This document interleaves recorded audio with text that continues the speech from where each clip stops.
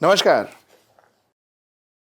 Known as the father of information technology and telecommunication in India. Currently the architect resurrecting Congress back from the 2014 debacle. And most importantly, one of the most enthusiastic men after Rahul and Priyanka, the most enthusiastic man in the Congress party. It's my privilege to have in conversation with Sam Pitroda. Sam, hi, welcome to my show. Thank you very much. Thank you for the opportunity. Sam, you've been so close to the family. Rahul Gandhi has been tormented, has been tortured, has been called names, he has gone through the worst in the last 4 years of his life. But he seems to have resurrected. I don't know about Congress. He seems to have resurrected. What exactly went through Rahul Gandhi from 2013 to now? I think Rahul Gandhi has tremendous inner strength. He's zen about many things. He's a disciplined, strong young man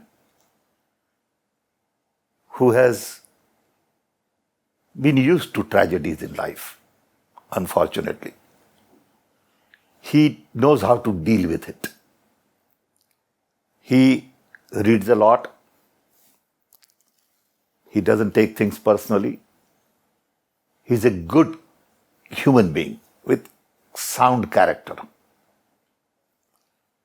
His values are intact. His belief in Gandhian values. And I think his inner strength allowed him to withstand through these attacks. At the right time, he found the right hearing. Earlier, it was hard to get proper hearing with media in India. I have always said that even if he scratched, people will say, why is he scratching? Couldn't he wait for 10 minutes? Nothing that he could do that was not open to criticism. So when he got right space for hearing, he kept explaining his agenda. He got good response from young people. And he stuck to his road. He didn't worry about all the media criticism. But has this criticism helped him? I think to some extent it has helped him. I think you are very right. It has made him stronger. If I say Modi made Rahul Gandhi stronger, would you agree to this? He added to it. Okay, absolutely. But you have to have fundamentals. He had the fundamentals. I would say Modi took it a little too far in terms of his attack. And then you had to rise. You had to rise just because you believe in certain things. Just because you feel that injustice is being done. How was Rahul's emotional travel through these 4 years? I do not know all the details, but I know that he is big on meditation. He is big on exercise. He is very fit. People don't know perhaps that he's a pilot. He's black belt. He's great at shooting. He's into many, many things. And all of these things helped him keep his basic core intact. Okay. Anybody else would have very difficult time. I don't think someone like me would be able to put up with it. Okay, believe me. And his discipline in some of these things is remarkable. Even if he was working 16 hours a day, tired, he would go jog for an hour. I would say, I'm exhausted. I'm not going to go jog for an hour. But he would do that. Are you happy with the progress of Congress from 2014 to today? We could have done a lot more. Believe me. We could have been a little more aggressive. We could have been a little better organized. But that's where we are. Okay. We are a party of 133 years of history.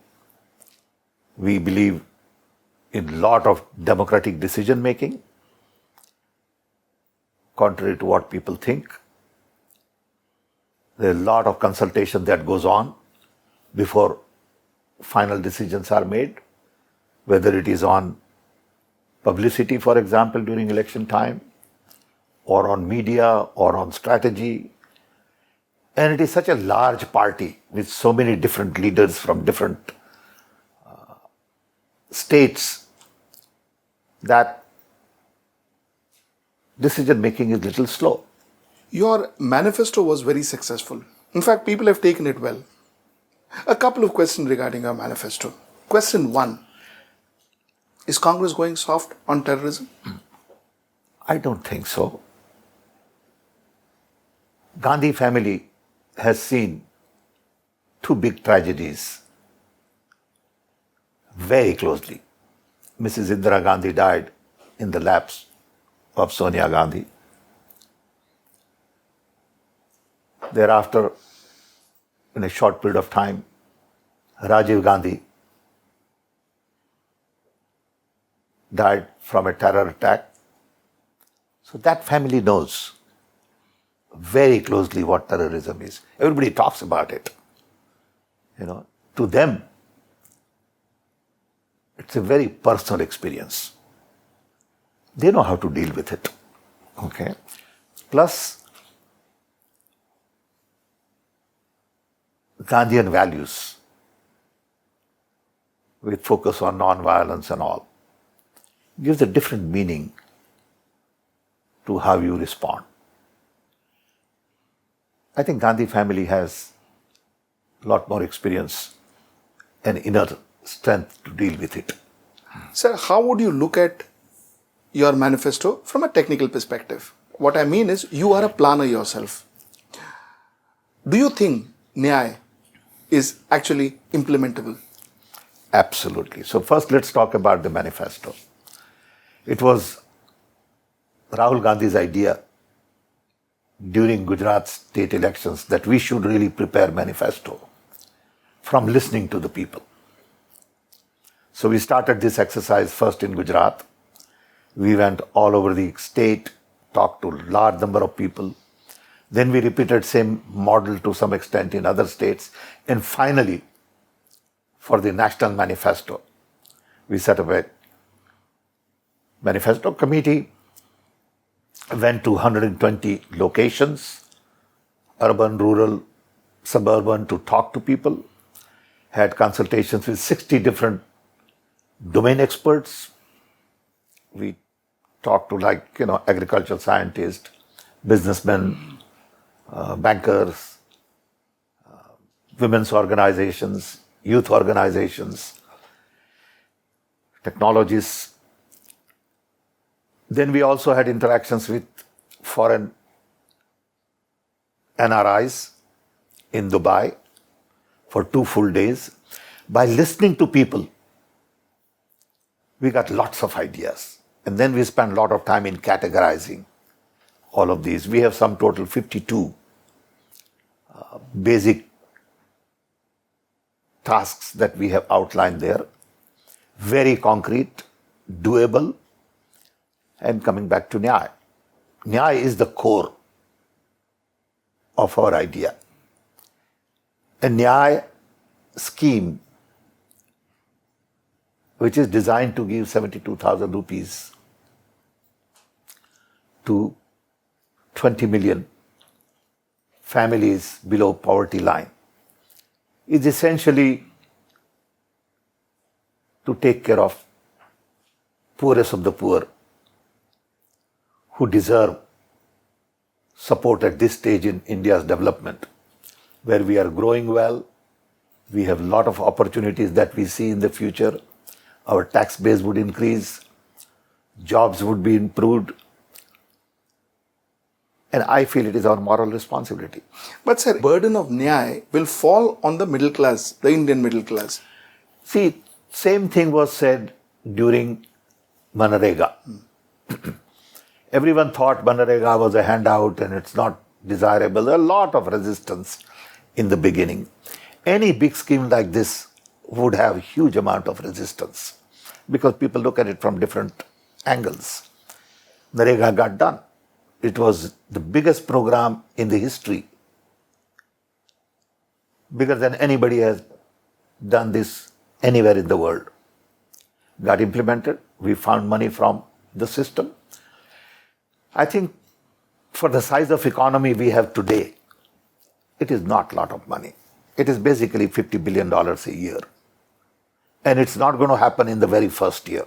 It will be phased out because that kind of program cannot be implemented overnight. So you're sure that this won't impact Absolutely the Indian not. middle class much? Absolutely not. Lot of people have looked at it. Chidambaram has said it. Rahul Gandhi has said it many times. Economists who were party to designing it, proposing it, have also looked at it. And it's a fair thing to do at this stage. Now, NYAY will have direct impact on employment. In your manifesto, you've offered 34 lakh employment in the first year, which seems to be very probable. So I'm not going to question you on that. The thing is, there's a lot of criticism that 34 lakhs is too less under the current scenario because the job is absolutely, you've huge amount of jobless youth in India. Now, first and foremost is, how confident are you to go above this figure of 34 lakhs, which Rahul Gandhi has said that he would definitely try to? See, these 34 lakhs jobs are something we can see today. These are the vacancies basically in the government that needs to be filled. It doesn't talk about jobs in the industry, in SME, startups, 34 lakhs job is nothing for this country. We need to create 10 million jobs a year. So jobs will have to be created outside of this 34 lakhs. This is given. So don't even spend too much time on it. It's a matter of getting it done. You set up a process and it will get done.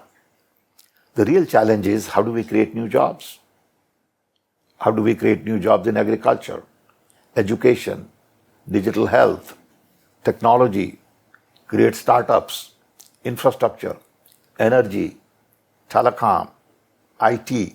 That is the challenge. And we think we can do it. See, we have done it before. We know how to create jobs. I always say that when we started in telecom in mid-80s, we had 2 million phones. It used to take 10 years to get telephone connection.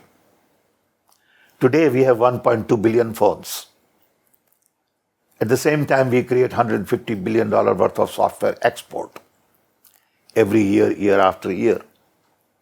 And in this process, we have created millions and millions of good jobs, high-paying jobs. We are well recognized all over the world for our IT expertise.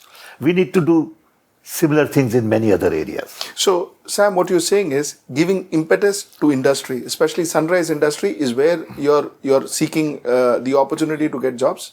Is that And what also, you're saying? yes, and also using new sunrise technologies to traditional industries like agriculture. There's huge role for information technology in agriculture. Agriculture budget, I thought, was one of the best things that happened in the entire manifesto. It was the highlight, at least for me. Because this is the first time any government, including the Congress governments, including the previous Congress government, is actually focusing on developing the sector per se. The entire economy and the entire strategy till now has been that of subsidy. So it has been a subsidy economy all through. This is the first time you're focusing on developing the sector. Tell me a little more about your agricultural budget. Agriculture is one area which I believe could expand and grow at much faster rate than we have had in the past. If our economy can grow at 8 or 10%, agriculture should also grow at 5-6% and not 2-3%. Okay. We haven't really used technology in the entire food chain. So when we talk about agriculture, it's not about just planting seeds and growing, but it's all about right from input all the way to the table or to thali. That whole food chain in terms of storage, distribution, nutrition, quality, packaging, all of that has to be looked at carefully. I give you two simple examples. Today we import 82,000 crore worth of edible oil. Why can't we create 10 million jobs in edible oil industry? Why can't we grow mustard, soybean, sunflower seed and palm oil here in India? We import 4,000 crore worth of pulp and ketchup from China. Why can't we set up food processing industry here locally? So there's a lot of technology in agriculture. Possibly one of the most successful countries in agriculture sector has been Israel. It's not about the land, it's not about the fertility. Absolutely. It's about technology that the country has been Absolutely. using throughout the years. Now, Sam, you are a technology man. Would we see you more, your focus, your expertise in agricultural industry in the future? I'm very interested in agriculture. Already I'm doing a couple of interesting things on my own. One, take satellite imagery and predict agricultural yield for wheat, rice, maize, potato, and many other things. Then create farmers exchange so farmers can cut middleman out and get right prices for their produce, which is a big issue today. You know, farmer may have, let's say, mango which is sold for 20 rupees a kilo locally and sold at 100 rupees a kilo somewhere else. That 80 rupees difference, farmer doesn't get anything out of it. Congress now is ruling 5 states. Would we see a difference in the lives of the farmers in those 5 states? Absolutely. You have seen that Rajiv Gandhi made a promise on farmers' loan waiver. Immediately it was implemented. That was the first step in the right direction. And I hope that in these 5 states, we begin to experiment with new technology, new distribution system, and really improve farmers' life. Because in India still, large number of people depend on agriculture.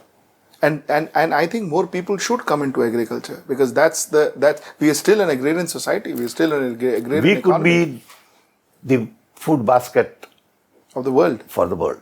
Absolutely. We are blessed with good rainfalls. We are blessed with great soil, good climate. You know, once I was talking to some Chinese scientist, a professor in US, and he said, look, you are lucky to have Ganga. We have Yellow River. We have to constantly clean it to make sure that we have fertile ground. You are so lucky that across Ganga, no matter what you do, things will grow. So we need to look at this as part of the new idea of food corridor. A lot of people have talked about it. Do we have your word that whatever the outcome is, you are going to put all your effort to ensure that agricultural industry is turned around in India, especially in the states where Congress is governing? I am very interested personally in using IT for agriculture. But you know, this is the area where lot many more young has to come in. We are a country of young people. We need young leadership.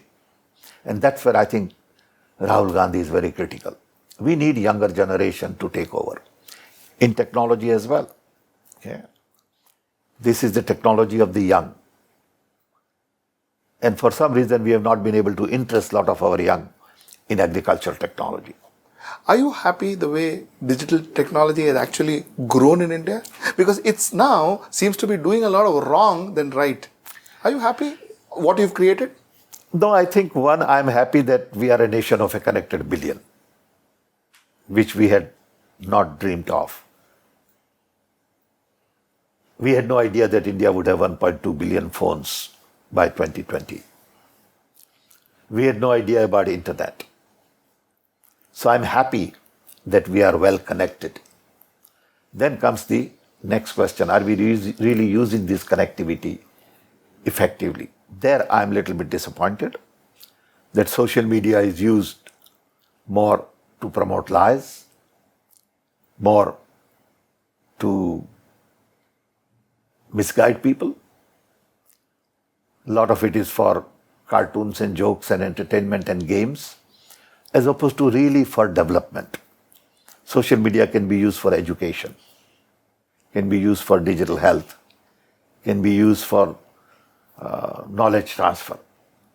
But we need local content in local language, and we haven't done enough work in that area. Hopefully, it will happen over a period of time. What would you do if given charge again and in the next 5 years? How do you see India's IT developing? I am 77 years old, and You don't look that.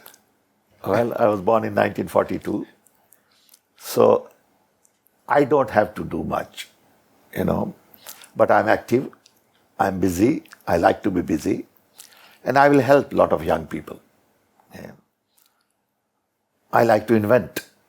Even now I file patents. That's my passion. Okay. So I'm available to help, but I don't need a job. No, I'm sure you don't need. Sam, my question again was, what's your dream? My dream is to see India better off in my lifetime. So I can say that my generation made a difference. And I want to leave better India for the next generation. I know my grandfather was very poor. My father was also poor.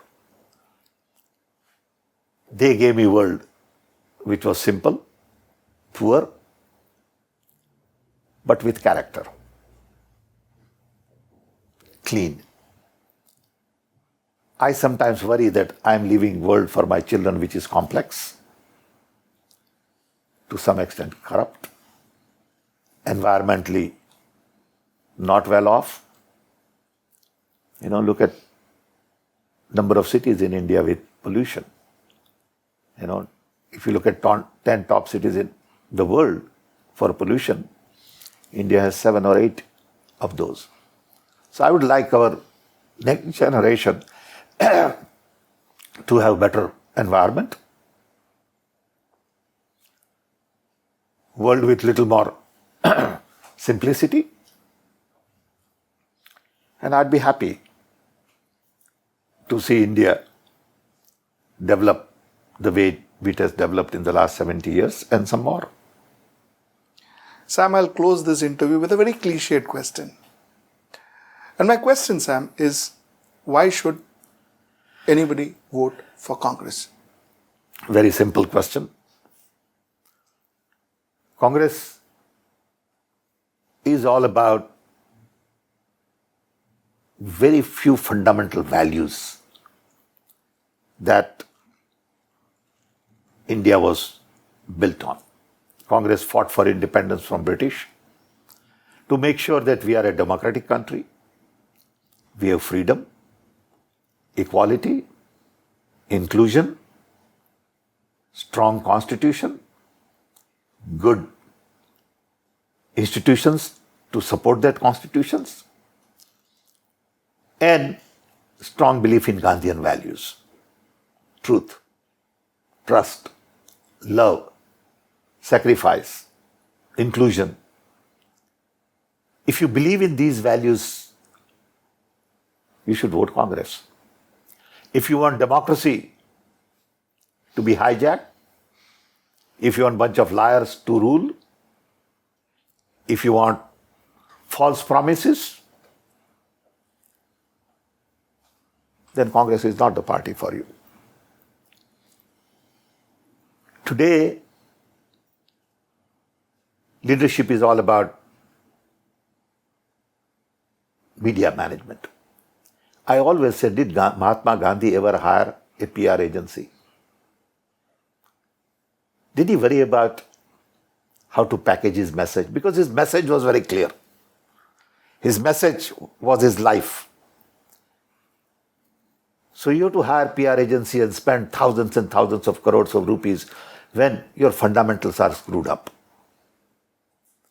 Congress Party's fundamentals are intact. And I think people need to understand that. It is not about media game. It is not about, how you looked on TV and what you said here and what you said there and how people twist this idea or that idea. Or you said this. It's not about tu meme. It's about the core. The soul of India is rooted in Congress ideology. And if you are concerned about the soul of India,